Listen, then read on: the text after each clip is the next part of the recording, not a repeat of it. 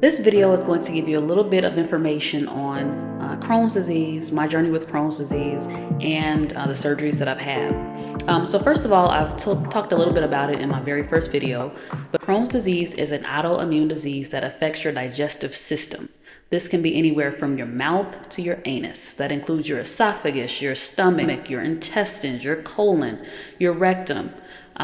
You can have things like inflammation all throughout that system, ulcerations, but in any matter of action, your digestive system is being attacked by your own immune system.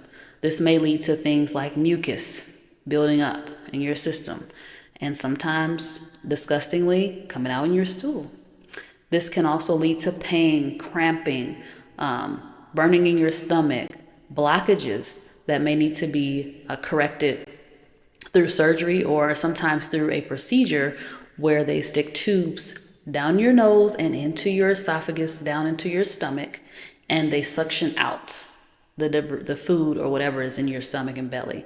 I had to undergo this process many years ago before I had my daughter, and it was not pleasant. I was in the hospital for several days because there was a blockage, and it was either that or go to surgery. A lot of times the medications that are used to treat Crohn's disease include different types of steroids like prednisone, Medrol packs, Entocort.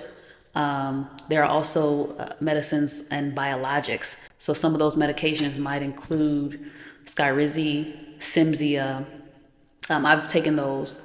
Entyvio, I've tried that. Stelara as well. I've been on all those medications, and the one that I have been most recently prescribed, which was working for me, is Skyrizi.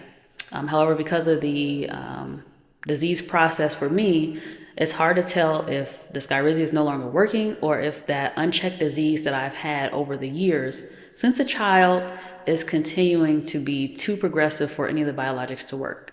I've been on Cimzia twice. I've had Humira twice, increase my dose. And it seems that my disease just wants to be stubborn. So I've also had surgery for Crohn's disease when I was probably I think I was about 15 or 16 or something like that, many years ago. I've been struggling with this disease for almost 30 years.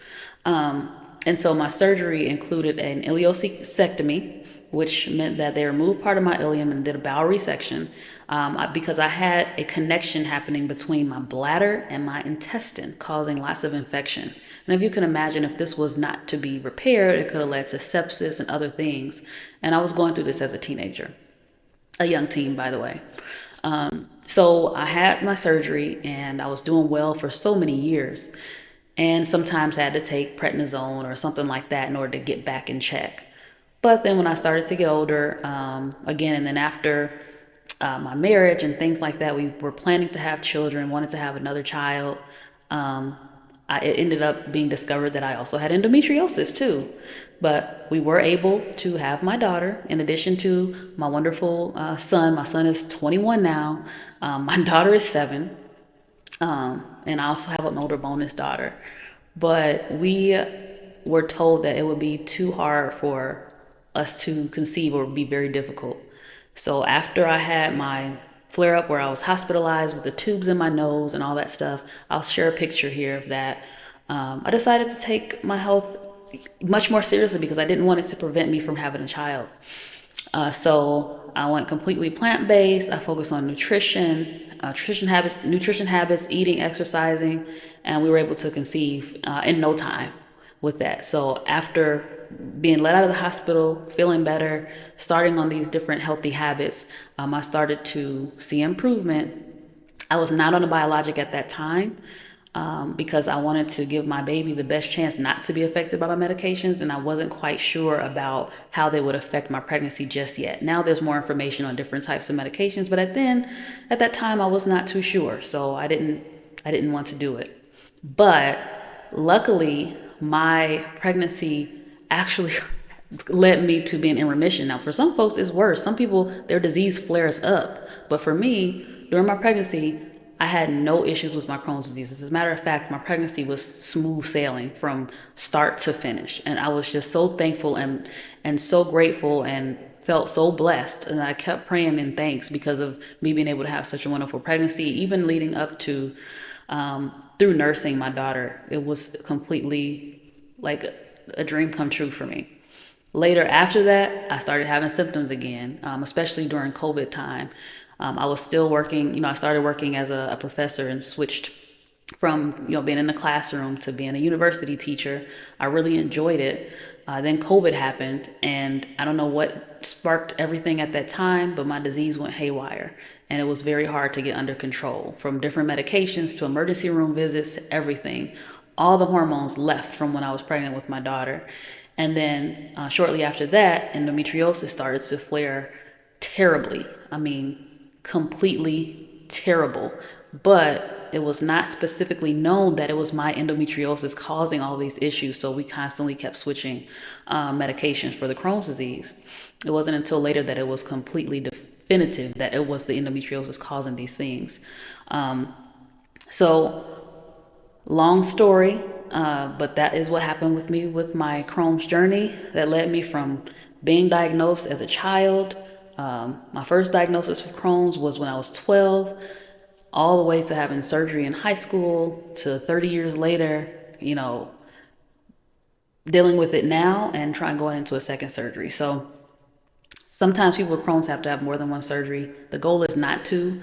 I'm grateful also that I have enough bowel so that it will not cause me to have short bowel syndrome with another resection, but I have a continuous focused area where the disease is just progressive. And so removing that will definitely give me a better chance. And also considering that I'm having endometriosis surgery, the hysterectomy, and I have an endometrioma, which is a large cyst for my ovary, causing issues with my kidney, causing hydronephrosis because it's blocking, it's on a ureter, which is a tube that helps to connect, your kidney and your bladder and all that stuff. So I'm getting all this stuff taken care of. So I will only need to be dealing with my Crohn's disease and figuring out the right medication at the right dose for me, which likely will end up remaining Skyrizi, since now we know that most of my issues are being caused by the endometriosis. I will do another one that kind of explains more from the endo side of things with the definition of what that is, what it affects, and how you can deal with it or what you should ask your doctor. Thank you very much for watching this video.